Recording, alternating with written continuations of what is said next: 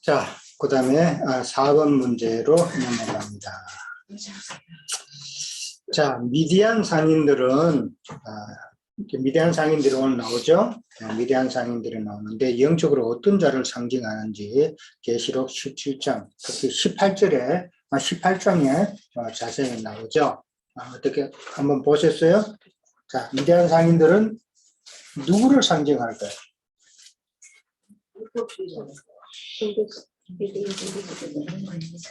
불필자? 이스마엘 후예하고 미디안과 연합이 됐죠. 제시가 어디라고요? 17장, 18장에 보면 미디안 상인들에 대한 내용이 나와요. 자, 이스마엘은 아브라함의 첫 하갈의 소생이고 미디안은 아브라함의 후처 구드라 소생이죠. 그렇죠. 네. 그러니까 오늘 본문에 보면은 저 이스마엘 사람들이라고 나오죠, 표현이. 그렇죠? 25절에 보면은 예, 오늘 창세기 37장 그 25절에 보면은 이스마엘 사람들이 길르앗에서 오는데 낙타에 뭐를 실었다? 향품과 유황과 모략을 싣고 어디로 간다? 애굽으로 간다 그랬어요. 근데 또 28절에 가면은 또 뭐라고 돼 있어요? 미디안 사람 상인들이라 그랬단 말이에요. 그러니까 지금 똑같은 그 상인들을 두고 이스마엘 사람이라고도 그랬고 그 다음에 28절에 가면 미디안 사람이라 그랬단 말이에요. 이 말은 하갈 자손인 그 이스마엘의 자손들과 그 다음에 그두라의 자손인 미디안의 그 혼족을 말하는 거예요. 그러니까 이스마엘이 미디안 그 사람들이 사는 곳에서 이동을 해서 거기서 서로 혼족이 되었기 때문에 이스마엘이라는 이름, 그 다음에 미디안이라는 이름이 지금 성경에서 같이 나온다. 이제 그렇게 이해를 하면 돼요. 자, 이들은 다 아브라함의 자손이잖아요. 그렇죠? 아브라함의 자손인데 지금 이 계보가 다른 쪽이잖아요. 네. 그거를 지금 성경에서는 이야기하고 있다. 그러면은 그거를 먼저 염두에 두고 미디안 상인들이 어떠한 자라는 것을 생각을 하면은 어느 정도 또 답이 나오죠. 네. 그러니까 같은 신앙생활을 하는데도 육적인 신앙생활을 하느냐 아니면 영적인 신앙생활을 하느냐의 그 계보잖아요. 네. 그러면 미디안 상인들이라는 것은 육적인 그 신앙생활을 추구하는 그런 자들이라는 게 이미 나오죠. 네. 그렇게 보면서 18장에 계시록 18장에 가면은 이제 미디안 상인들의 그들이 파는 상품 내역이 또 나와요. 네. 내역이 쭉 나오고 그들이 지금 마지막 때에 됐을 때 그들이 애통하는 모습이 나오죠. 왜 애통을 해요? 미디안 상인들이 애통하는 표현이 나와요. 계시록 18장에 보면. 네, 한번 읽어볼까요?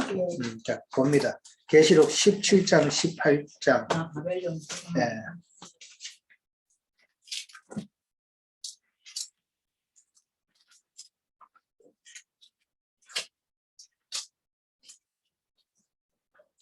자, 18장. 자, 17장에 가서는 그 17장 4절에 한번 봅니다. 17장 4절에 가면은 그 여자가 나와요. 이 여자는 큰 음녀예요. 예, 그 음녀가 이제 여러 가지 자줏빛과 붉은빛 옷을 입고 뭐 치장을 또 진주로 뭐 금과 보석으로 치장을 다 하죠. 예. 그리고 손에는 무엇을? 금잔을 가졌다 그랬어요. 그 금잔 안에는 무엇이 들어있어요? 가증한 물건과 온갖 언행에 더러운 것들이 가득하다 그랬다. 가증한 물건과 음행의 모든 것들이 가증했다. 금잔 안에는. 그거에 18장에 가면은 이제 그 상고들 이야기가 나와요. 상고들 이야기가 나오는데 9절에 가면은 9절에 갑니다. 그와 함께 엄행하고 사치하던 누구들이? 땅의 왕들이란 말이에요. 이 땅의 왕이 누구예요? 유대교. 종교 지도자들 말하는 거예요. 종교 지도자들.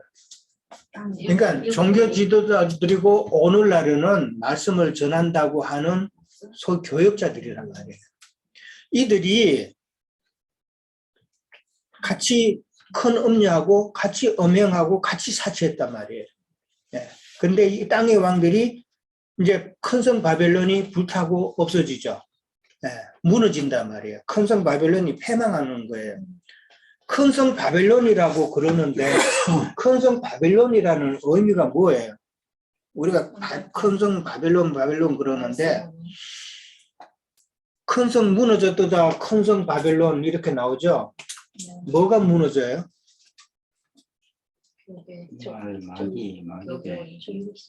종교 체제예요. 종교 체제. 큰 성 바벨론이라는 것은 세상 종교 체제를 말하는 거예요. 네. 지금 큰 음녀가 온갖 사치스러운 걸로 다 치장을 했잖아요.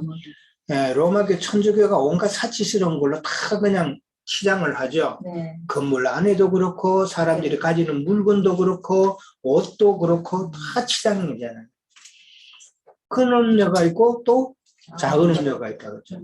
근데 성경은 큰 음녀보다도 작은 음녀가 더 음란하다 그랬어요.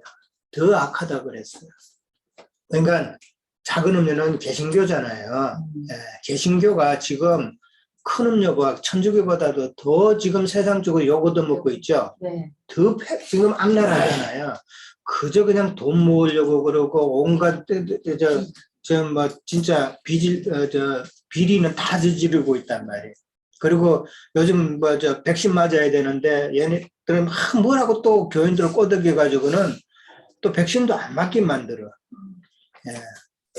참 이게 그러니까 이들이 바로 땅의 왕족들이란 말이에요. 그러니까 땅의 왕족들인데 큰 성 바빌론 큰 종교 체제 교회가 지금 세상 예배당이 무너지니까 이제 땅의 왕들이 불타는 연기를 보고 위하여 울고 가슴을 치고 고통을 무서워한다 그랬어요. 그리고 이제 11절에 가면 땅의 상인들이 그를 위하여 울고 애통한다 그랬어요. 애통하는 이유가 나오죠. 다시 그들의 상품을 사는 자가 없음이라고 이유가 나와요. 애통하는 이유가. 그러니까 이거는 우리는 정확하게 그러니까 이 말은 무슨 말이에요? 마지막 때 가면은 세상 교계의 그 비진리가 다 까발려진다는 말이잖아요. 그게 큰 성 바벨론이 무너지는 이유가 지금 기독교 체제의 그 두 기둥이라 하는 것이 삼위일체와 예정론이란 말이에요. 그러니까 삼위일체와 예정론은 성경에 안 맞는 것이라는 것이 밝혀지는 날이 온다는 것이죠. 네. 이 삼위일체와 예정론은 어디까지나 사람의 교훈에서 나오는 거란 말이에요. 사람의 생각에서 나오는 거란 말이죠. 삼위일체는 천주교에서 나온 거잖아요. 네. 예정론도 마찬가지고 기독교가 이게 천주교에서 자기네들은 개혁해서 나왔다고 그러지만은 뭐 켈빈이나 뭐 마틴 루터가 종교개혁해서 나왔다고 그러지만은 여전히 천주교의 큰 기둥은 그대로 갖고 나온 거예요. 그대로 실행을 하고 있잖아요. 네. 자기네들은 진짜 뭐 신부라고 그런 파드라고 하는 그게 싫다고 해서 나와갔지만은 결국은 자기네들은 또 뭐라 그래? 성경에도 없는 목사라고 그러잖아요. 그 목사라는 말은 자기네들은 이 뭐라 그럴까 이 종교 질서 체제 또 자기들은 계급적인 그런 의미를 가지고 이야기를 하는 거란 말이에요. 그러니까 목사한테 형제님 그래봐요. 그 사람들은 어디 감히 목사한테 형제라고 그런 말을 했죠. 그러니까 성경에서 왜 형제자매가 이게 참 소중한 말인지를 모르는 거죠. 예수님의 형제자매면 얼마나 우리는 상속자라는 이야기예요. 예수님이 상속자인데, 그러니까 상 받는 사람은 하나라 그랬죠. 그리고 상을 나눠주는 자는 그 이긴 자가 다 나눠주잖아요. 그러니까 예수님 안에 있으면은 우리는 다 그 상을 받는 자란 말이에요. 예수님이 우리의 맏형이잖아요. 예수님이 이긴 자고 예수님이 그 상을 받으면 우리에게 다 나누어주기 때문에 우리가 예수 안에 형제 자매가 됐다는 말이 우리는 이긴 자라는 그런 의미인데 이 세상 목사들은 그런 말 의미를 모르죠. 그 그저 그냥 목사 소리 듣기 좋아하고 장로 소리 듣기 좋아하고. 참 나도 그랬어요. 세상 교육에 있을 때 처음에 젊을 때는 야 장로 되면 장로 소리 들으면 참 좋겠다. 좀 부러운 때가 있었어요, 사실은. 예. 그리고 실제로 장로 되려고 큰 교회에 있으면 장로 되기가 힘드니까 조그마한 교회로 옮겨. 그 가서 한 몇 년간 열심히 일해. 그리고 헌금 잘 내고 11조 잘 내고 하면은 장로 다 돼. 네. 그래가 조금 서운한 감정 비춰주면은 아, 이 사람 잡아야지 하면서 장로 직분 준단 말이에요. 그게 세상 이치잖아요. 세상 교회에서는. 네. 근데 연감부시 줘야 장로가 그렇죠. 돼요. 그 장로도 그냥 안 되죠. 적어도 만불 이상 돼 해줘요. 그러니까. 장로는 드셔야 되겠어. 그러니까 큰 교회는 뭐 임직식 한 번 하면은 진짜 뭐 6, 70명씩 임직해 한꺼번에. 예. 그 이치를 알아야 된단 말이에요. 예. 자, 그리고 이제 그들이 파는 상품은 쭉 나오죠. 12절부터 금가은가 보석가 진주 세마포 쭉 나오는데 마지막에 13절 마지막에 뭐라고 나와 있어요? 종들과 사람의 영혼이라고 돼 있단 말이에요. 사람의 영혼이니까 특이한 사냥꾼이 니무롯이잖아요. 사람의 영혼을 사냥하는 자이기 때문에 특이한 사냥꾼이라 그랬잖아요. 그러니까 사람의 영혼을 파는 자이기 때문에 이 미디안 상인들도 땅의 왕족들도 특이한 상인들이란 말이에요. 세상 물건 사고 파는 그런 상인들이 아니라는 것이죠. 그러니까 종교 지도자들은 특이한 상인들이라는 말이에요. 그런 물건 사고 파는 것이 그들의 목적이다. 그래서 그들이 돈을 버는 것이 목적이잖아요. 세상 목회자들이 교회를 키우려고 하는 목적이 뭐예요? 헌금 많이 걷어들이려고 하는 거잖아요, 솔직히. 자, 오늘 보면은 미디안 상인들은 그런 그 다음에 그 때에 맞춰서 지금 미디안 상인들이 지금 갑자기 딱 나타났어요. 이건 무슨 뜻이에요? 지금 모든 행사는 하나님이 주관하고 계신다는 것을 지금 설명하고 있는 거예요. 그때 그 마침 구덩이에 갇혀 있을 때에 미디안 상인이 등장하는 것은 하나님께서 모든 그 경륜을 가지시고 역사를 진행을 하신다 하는 것을 우리는 다시 한번 생각해 볼 수 있고요. 자, 그럼 미디안 상인들은 영적으로 지금 계시록 18장을 봤는데 어떤 자들이라고 딱 결론을 지을 수가 있어요? 그렇죠. 지금 18장에 나오는 그 모든 상품은 바벨론의 상품들이란 말이에요. 바벨론의 상품을 가지고, 그러니까 누구하고 무역을 해요? 누구한테 물건을 사고 팔아요? 세상에 속한 사람들에게. 믿는다 하지만은 세상에 속한 사람들에게 물건을 사고 파는 거예요. 그렇게 무역을 해서 그들로 통해서 자기들이 치부하는 자란 말이에요. 그리고 여기서 중요한 것은 지금 미디안 상인들이 어디로 갔다고 돼 있어요? 애굽으로 갔다고 돼 있어요. 자, 근데 25절에 보면은 이스마엘 사람들이 길르앗에서 오는데 라고 나와 있어요. 자, 멀리서 사람이 오는데 이 요셉의 형들은 참 눈도 밝아. 그리고 뭐라 해안이라 그럴까? 저 사람이 어디서 온다는 것을 미리 알아. 길르앗에서 온다고 그랬어요.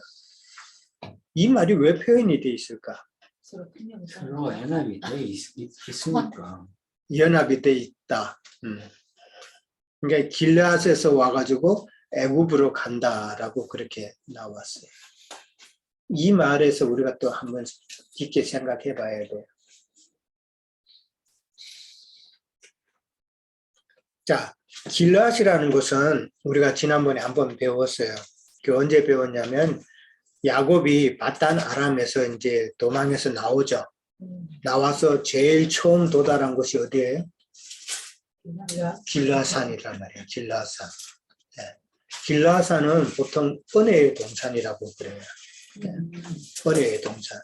그러니까 그 길르앗에는 야곱의 무리들이 장막을 쳤죠. 그런데 또 누가 또 와요? 됐어. 라반이 왔죠. 예. 잡으러 왔. 자기 라반이 야곱의 무리를 잡으려고 따라왔잖아요. 그래서 길르앗 산에서 같이 장막을 쳤단 말이에요. 예. 그러니까 길르앗 산이라는 것은 신앙생활을 하는 처소라는 말이에요. 거기가. 그렇게 이해를 하시면 돼요.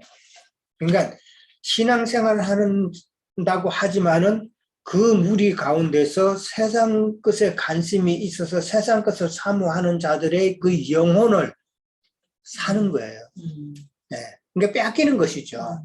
그래서 그 영혼들을 어디다 팔아요? 애굽에다 판단 말이에요. 애굽은 세상이고 거기는 바로가 있는 데란 말이에요. 그러니까 바로라는 건 마귀를 상징하잖아요. 그렇죠?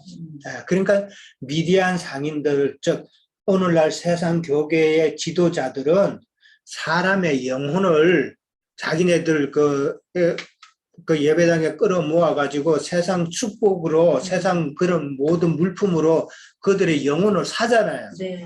사가지고 결국은 어디로 간다? 애굽으로 끌고 간단 말이에요. 마귀한테로 끌고 가는 자들이 누구란 말이에요? 위대한 상인들이고 오늘날의 교계 지도자들이란 말이에요. 이해돼요? 네. 네, 성경은 이렇게 참 숨겨진 비밀이에요. 이런 게. 세상 교계 목사들은 이런 비밀을 절대 깨달을 수가 없죠. 네. 자기네들 다 부정해야 되는데 참 놀라운 비밀이에요. 이런 것들이. 그러니까 미디안 상인이고 뭐라 그랬죠? 미디안 상인. 교계 지도자들. 이래가 그러니까 종교 지도자들이라는 네, 종교 지도자들을 상징한다. 그리고 이제 계시록에서는 아까 읽었듯이 땅의 왕족들이라고 표현이 됐어요. 네. 그들은 다 종교 지도자들, 세상 교회 지도자들이고 그들은 물 없는 구름이여 거짓 선지자들이라고 성경은 또 나와 있어요.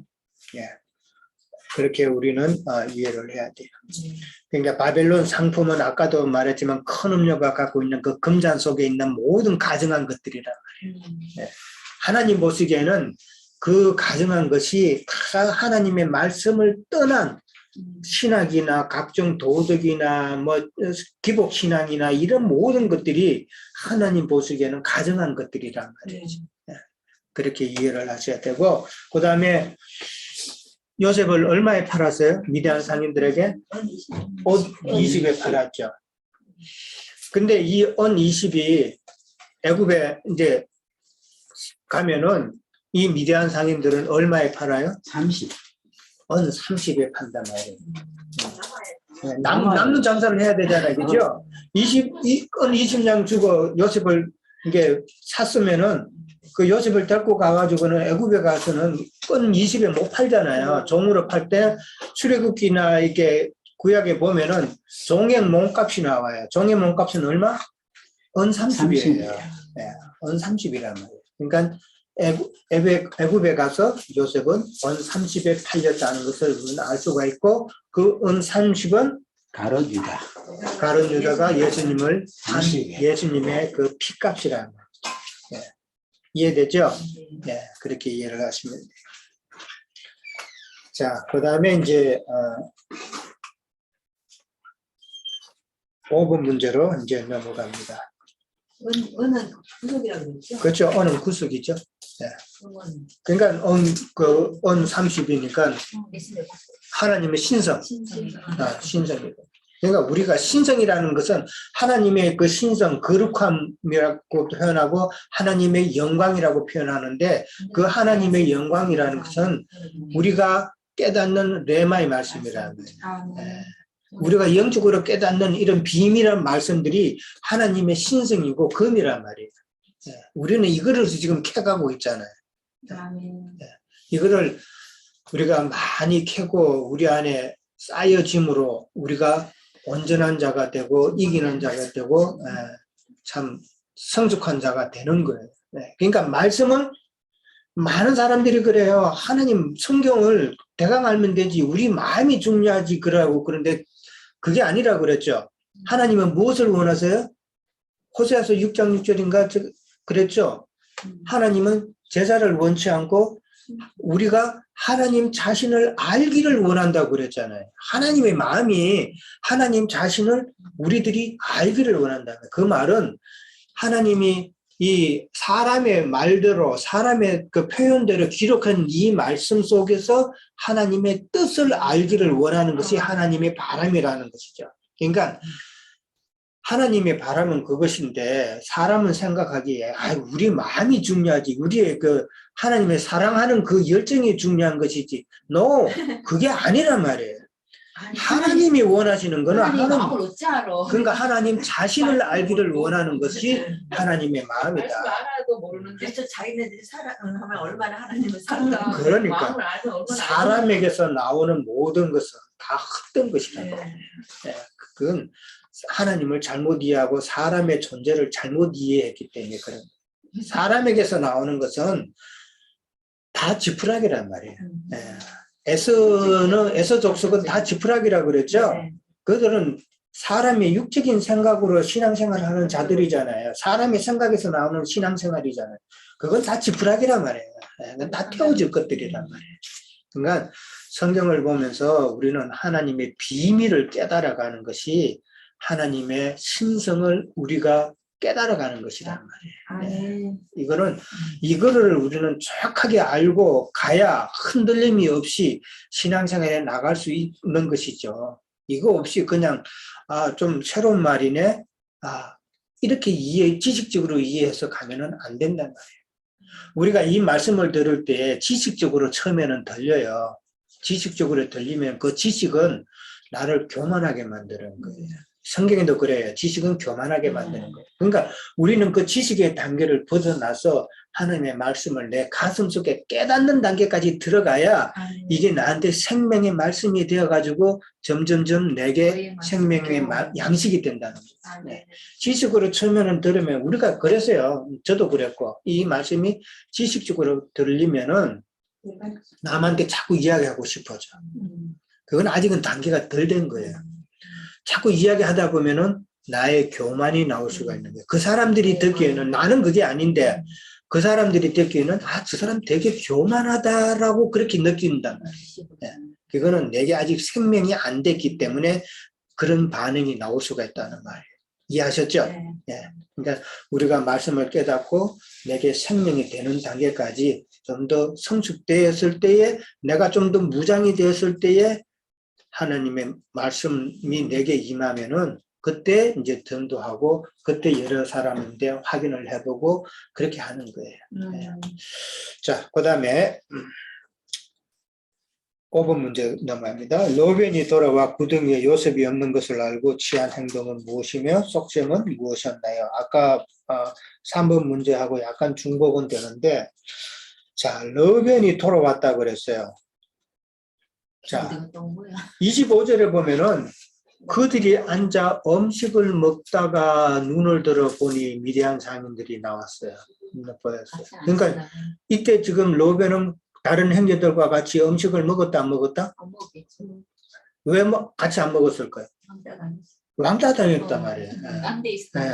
그러니까 형제들이 모인가는 완전히 별개의 독자적인 행동을 했다는 것이잖아요. 그러니까 밥 먹을 때 같이 못 먹는 것처럼 이게 참 서러운 거 없죠? 예, 사람 관계에서도 그렇잖아요. 밥 먹을 때 같이 못 먹고 그러면 참 서럽죠. 이게 로벤의 지금 고통이잖아요. 로벤의 고통은 지금 자기가 지은 죄로 인해서 늘 사단에게 참소당하는 그런 고통이란 말이에요. 그러니까 늘 또 율법의 저주에 당하는 그런 모습. 그 다음에 자유가 없는 그런 영혼의 그런 고통의 그런 모습이잖아요. 지금 로벤의 이런 모습이 우리가 이전의 모습하고 같지 않아요? 그렇죠? 똑같은 모습이죠. 네. 우리가 세상적으로 뭔가 죄를 짓고 얹지만 늘 참소당하는 그런 느낌. 율법의 저주 가운데서 늘 있었고 우리가 신앙생활을 한다고 하지만은 늘 뭔가 부족하고 뭔가 좀 자유롭지 못한 그런 가운데 있었잖아요. 그러니까 로벤의 그 상태가 우리 옛사람의 상태란 말이에요. 근데 이런 상태는 첫사람 아담의 안에 있는 모든 사람들의 그런 상태를 설명하고 있는 것이다라는 것이죠. 그러니까 여기서부터 해방이 되어야 되죠. 네, 해방이 되어야 되는데 뭘 해방이 된다? 말씀으로 해당하는 거예요. 모든 것은 말씀인 거예요. 키는 말씀이에요. 네, 진리의 말씀으로 우리는 해방을 얻어야 된다는 것이죠. 그리고 이제 나중에 그 야곱의 가족들로 통해서 야곱의 가족이 지금 굶주린 상황에서 있다가 애굽으로 가죠. 그러니까 구원을 받는 거잖아요. 네, 야곱의 그 가족사를 통해서 구원의 과정을 또한 설명을 하는 건데 그 과정을 우리는 또 이해를 해 나가야 된다는 것이죠. 그냥 단순히 이동했다 그런 의미가 아니라는 것이죠. 자, 그 다음에 자 로빈이 돌아왔는데 요셉이 없어요. 그리고 어떤 행동을 취했어요? 놀이가 옷을 찢고 네, 옷을 찢었죠. 방안이니까 나는 어디로 갈까? 어디로 갈까 그랬어요. 참 암담한 그런 상황이죠. 자, 옷을 찢는다는 것은 이제 성경에 옷 찢는 그런 내용들이 많이 나오죠. 예, 그러니까 상당히 놀라는 상황, 또 극한 상황, 예, 그런 상황일 때 옷을 찢는 게 나와요. 그러니까 로벤의 그 지금 심정이 어떻다는 걸 이제 표현하는 그거고 나중에 그 야곱이 또 한 번 또 옷을 찢죠. 그 형들이 아버지 앞에 가서 그 채색 옷에 피 묻힌 그 채색 옷을 보여줬을 때 그 야곱의 마음이 참 참담하고 그렇게 해서 자기 옷을 찢었다라고 나왔어요. 그러니까 옷을 로벤도 그만큼 지금 참담한 상황인 거예요. 옷을 찢었대요. 그 다음에 하는 말이 나는 어디로 갈까라고 그랬단 말이에요. 이 말은 무슨 의미예요? 지가 혼자서 마음속으로 꾸몄던 것이 그렇죠. 어긋나니까. 네, 그렇죠. 나는 어디로 갈까 했던 이 말은 자기가 플랜이 있었다는 거 아니에요, 지금.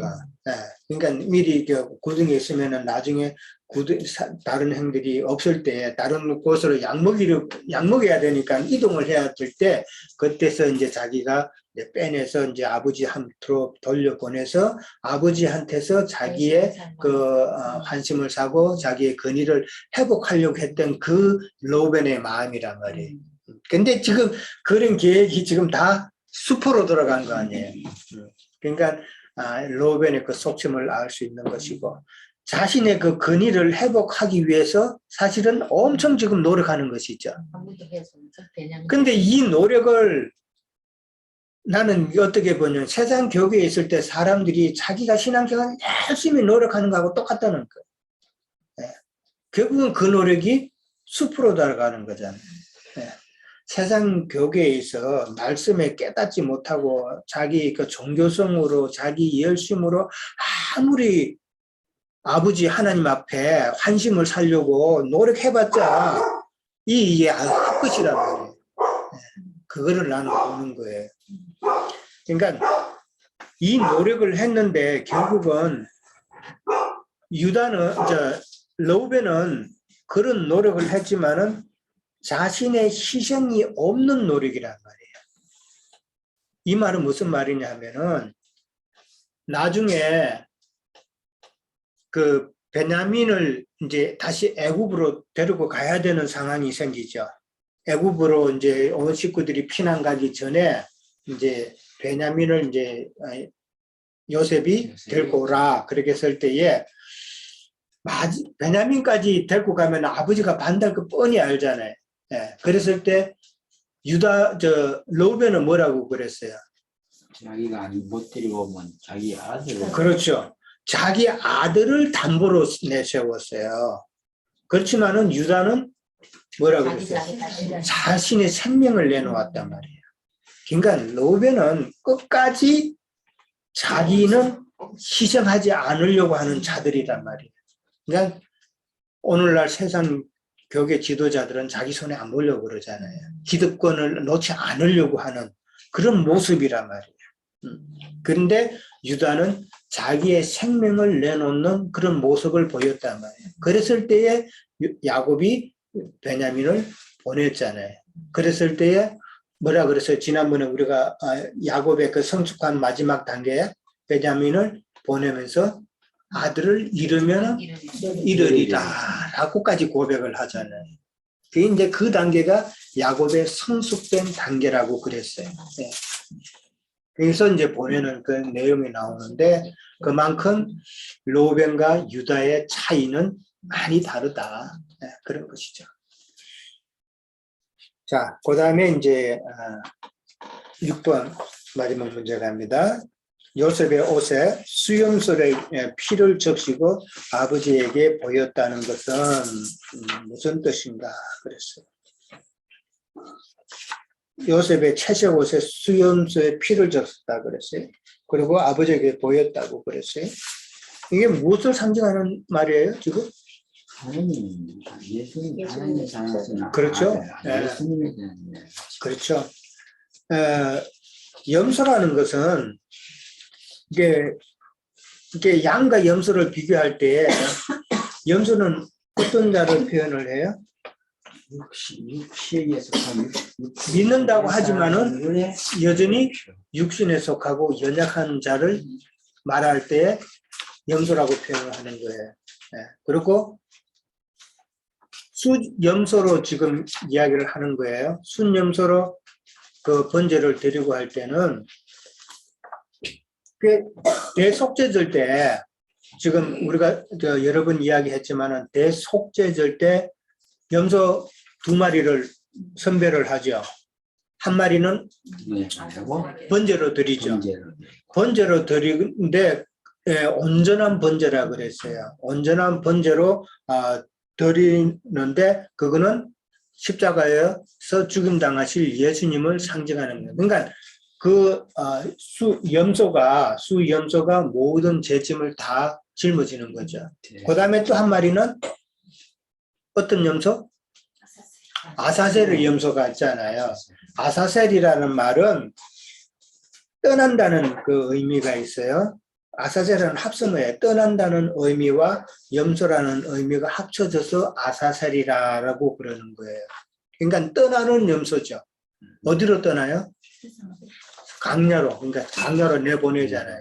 강야로 내보내는 떠나는 염소인데 이 말은 죄와 허물을 모두 짊어지고 강야로 나가는 그런 예수님의 모습을 말하는 거예요. 사람의 모든 죄와 허물을 짊어지고 나가는 것. 그러니까 그런 의미고, 그 다음에 그렇게 보내는 것은 이 죄가 이제 나에게서, 우리에게서 완전히 떠났다라는 그런 의미로 아사셀의 염소를 선택하는 거예요. 그러니까 두 염소는 다 예수님을 그렇죠. 상징하는 두 염소는 다 예수님을 상징하는 거예요. 네.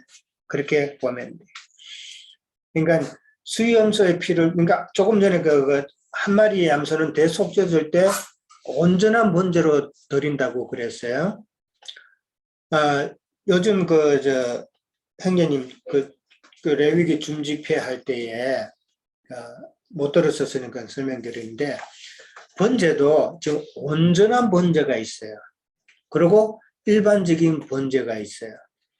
이 차이는 뭐냐 하면은 온전한 번제라는 것은 보통의 번제는 고기를 태워서 이거는 굽는다는 의미예요. 구워서 그러면 완전히 태우면 사람이 못 먹잖아요. 그렇죠? 그러니까 구워서 사람이 나누어 먹는 제사장과 그 제물을 드린 자가 나누어 먹는 그런 번제가 있어요. 그거는 일반적인 번제예요. 그러면 굽는다는 그런 의미예요. 근데 온전한 번제라는 말은 이거는 완전히 태우는 번제예요. 그래서 사람이 같이 먹으면 안 되는 음식이란 말이에요. 이거는 단순히 하나님만이 흠양하시는 그런 제물이라는 말이에요. 그래서 온전한 번제라는 말이에요. 그러니까 그게 표현이 달라요. 예. 온전한 번제라는 것은 사람이 먹어서는 안 되는 음식. 그러니까 번제. 그 완전히 태워서 연기로 하나님께로 올려드리는 그런 번제가 온전한 번제란 말이죠. 하나님만 받으시는 번제. 그러니까 아사셀의 번제는 그 사람이 맞나요? 그거는 아니죠. 그거는 예수 그리스도의 죽음을 상징하는 것은 그거는 하나님만이 받으시는 것이죠. 그러니까 온전한 번제로 드려지는 아사셀의 그 순염소죠. 온전한 번제로 드려지는 거라고요. 아니 아까 그 번제를 태우는 거하고 또 세상으로 죄를 그건 그 대속죄절 때, 대속죄절 때에 순염소 한 마리는 온전한 번제로 드린다고 그랬고, 그 다음에 또 한 마리는 아사셀의 염소로 광야로 떠나보내는 그런 염소라는 것이죠.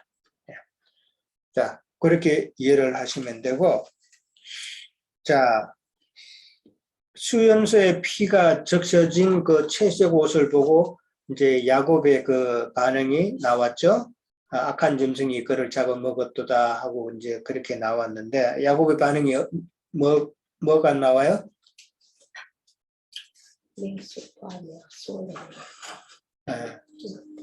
아까 말씀드린 대로 옷을 찢었다 그랬죠. 옷을 찢었고, 그 다음에 굵은 배로 허리를 들었다 그랬어요. 굵은 배로 허리 두르는 건 옛날에 우리 조상들 모습하고 비슷하지 않아요? 누가 죽으면은, 사람이 죽으면은, 여러 가지 배옷을 입고, 그 다음에 허리 끈 매고, 어릴 때 저도 본 기억이 있는 것 같은데, 옷 찢는 건 아까 설명드렸고, 놀라는 표현이고, 굵은 배로 이제 옷을, 그렇게 배옷을 입었다는 것은 애통하는 표현이잖아요. 죽음에 대한 애통이고. 그 다음에 또 한마디 더 했어요. 뭐라고 그랬어요? 서울로 내려기로 가리다. 그렇죠. 내가 서울로 내려가서 아들한테 가겠다 이 말을 했어요. 그 말은 뭔 말이에요? 네? 내가 서울로 내려가서 아들을 만나겠다 그러죠. 아들한테 가겠다는 말은 아이고 내가 죽겠다는 말이잖아요. 네. 같이 네. 진짜. 서울이란 말은 뭐예요? 신약의 표현대로 말하면은 엄부란 말이에요. 엄부. 구약의 표현은 서울이에요. 그렇게 이해를 하시면 돼요. 그러니까 여기는 사후세계란 말이에요. 사후세계. 내가 죽어서 사후세계로 가겠다. 그래서 내 아들 요셉을 만나겠다는 그런 말이잖아요. 지금. 그러니까 늘 이야기하지만 사후세계 바로 천국 가고 하는 이야기가 아니라는 거예요. 그 엄부가 누가복음 16장 22절에 보면은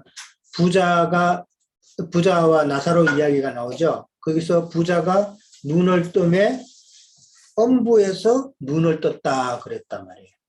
엄부의 세계, 사후세계에서 눈을 떴다라고 표현이 되어 있어요. 그 다음에 사도행전 2장 27절에도 엄부라는 표현이 나옵니다. 사도행전 2장 27절에도. 그러니까 근데 이제 야곱이 참 그런 야곱의 상황이, 심적 상황이 우리가 다 이해가 되죠. 네. 얼마나 사랑하는 아들인데 그것도 이게 짐승에게 찢겨서 그렇게 죽었다고 이제 소식을 받으니까 참 그 마음이 상한 건데, 그 마음이 하나님의 아버지의 마음이란 말이죠. 자기 아들 독생자를 이 땅에 보내서 그렇게 죽게 한 그런 아버지의 마음을 우리는 또한 읽어야 된다고 그랬고, 실제로 지금 요 사건 이후로부터는 이제 야곱의 이야기가 안 나와요. 언제까지 안 나오냐면은 야곱의 식구가 기근을 당해서 어디로 가요? 애굽으로 갈 때까지 야곱에 대한 이야기가 안 나와요. 그 기간이 한 20년 넘어요. 지금 17세 때에 요셉이 양치는 행들을 한테 갔잖아요. 그 상황을 당했고, 그 다음에 요셉도 30세 이후에, 그러니까 30세에 뭐가 돼요? 총리가 됐죠. 총리가 됐고, 그 다음에 감옥 생활 하다가 나와가지고, 그 다음에 총리가 되고 난 다음에 몇 년이, 흉년이 지났어요? 7년이 지났죠. 그렇죠? 7년이 지나고, 그 다음에 풍년이 먼저 7년 있고, 그 다음에 흉년이 될 때에, 바로 그 해에 애굽으로 야곱의 그 식구들이 온 게 아니고, 둘째 때, 두 번째 되던 해, 흉년 두 번째 되던 해에 왔단 말이에요. 그러니까 30 플러스 7 플러스 2 하면은 39세? 네. 그러면은 지금 이 사건 이후로 적어도 20년 이상은 야곱은 침묵을 하는 거예요. 야곱에 대한 이야기가 없단 말이에요. 그러니까 그만큼 지금 이 사건 이후로 야곱의 심정이 더 이상 활동 안 한다는 그 내용으로 봐서는 그만큼 비통하다는 것을 이제 알 수가 있다. 야곱의 기록이 한 20년 이상은 없다라고 이제 그렇게 보는 거죠. 예. 자, 그 다음에 이제 마지막에 미디안 사람들은 그를 누구에게 팔았다? 바로 이름 보디발. 보디발에게 팔았다. 근데 보디발은 신이 되죠. 바로의 신이 대장이라고 그랬어요. 신이 대장이면 오늘날에 뭐 경호실장, 비서실장, 뭐 경호실장 그 정도 되죠. 그러면은 엄청난 권력을 가진 자라는 것이죠. 그러니까 신이 대장 보디발에게 이렇게 넘겼다는 말은 이게 보디발이라는 자는 바다에서 올라온 열불 중에 하나라는 그런 의미라는 것이죠. 바다에서 올라온 열불이라는 것은 누구의? 세상의 세상 권세자. 권세자들을 이야기하는 것이잖아요. 행제님 그런 말씀을 하셨어요. 7개국 정상회담 하는 거 있죠. 세상. 그 다음에 일곱 머리 열불이 그대로 적용이 되죠. 우리나라가 지금 세계 경제 10개국 안에 들었잖아요. 이제 10위 안에 들었잖아요. 그러니까 열불이 중에 하나가 된 거예요. 대한민국도. 그 다음에 일곱 머리 7개 그 정상들 모이는 그 모임에 대한민국도 곁다리로 끼었죠. 그러니까 세상 이치가 성경에서 말하는 이치하고 똑같이 그렇게 참 이루어진다는 게 이것도 놀라운 거예요. 7개국 정상회담, 그 다음에 세계 10대 경제대국 이런 말이 일곱 머리 열불이라는 표현과 똑같다. 보디발도 지금 열불 중에 하나다. 권세자다라는 것이죠. 그러니까 예수님 당시에는 누구? 빌라도 총독이라는 거죠. 빌라도 총독에게 예수님이 넘겨진 것에 대한 암시란 말이에요. 지금 보디발의 바로의 신이 대장 보디발에게 넘겨졌다는 말은 예수님을 빌라도 총독에게 넘겨줬다는 것으로 그렇게 암시가 된다. 예수님은 그 빌라도 총독에게 넘겨줌을 당해서 거기서 아까도 말했듯이 감옥에 들어가죠. 감옥에 들어가서 그거는 무덤에 있는 거란 말이에요. 예수님이 죽고 그 무덤 가운데 있는 것으로 이제 그렇게 상징이 된다. 근데 그러면 그 무덤에서 나오는 감옥에서 나오는 것은 예수님께서 부활 성천하셔가지고 그 영으로 이 땅에 다시 오심을 상징하는 말이다. 그 영으로 오셔서 그 요셉은 총리가 돼서 세상 나라를 통치하죠. 그것은 예수님께서 나중에 그 영으로 오셔서 세상 나라를 통치할 것에 대한 예표란 말이에요. 이해돼요? 그렇게 우리는 성경을 이해를 하셔야 돼요. 오늘은 여기까지 합니다.